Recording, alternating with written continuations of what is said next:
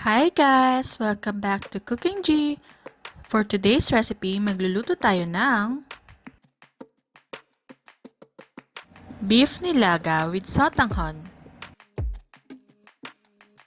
For our ingredients, here is the list. You can also check our description box.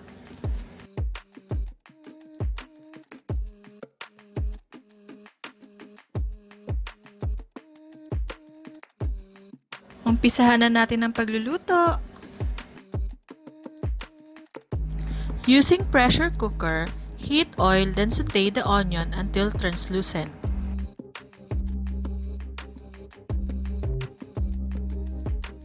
Add the beef and saute until color turns light brown.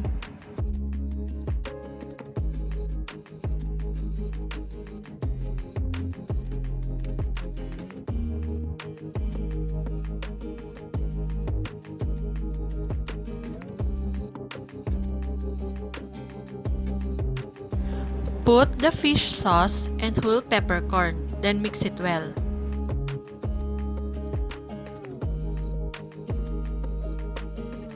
Add the laurel leaves and onion leeks stalk, then mix it well.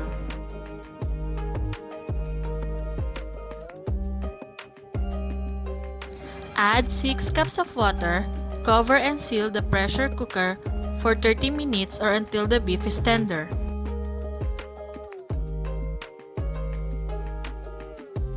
Release the pressure before opening for safety reasons. After 30 minutes, add the beef cube and potato, then mix it.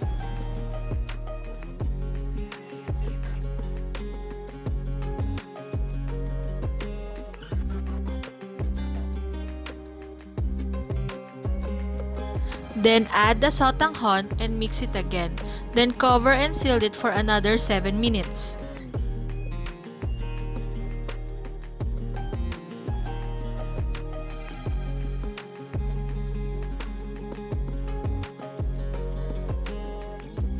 Remember to release the pressure before opening.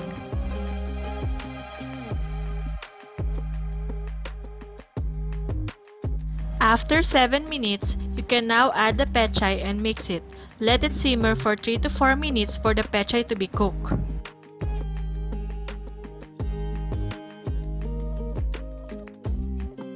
Luto na! Share it with your family and loved ones.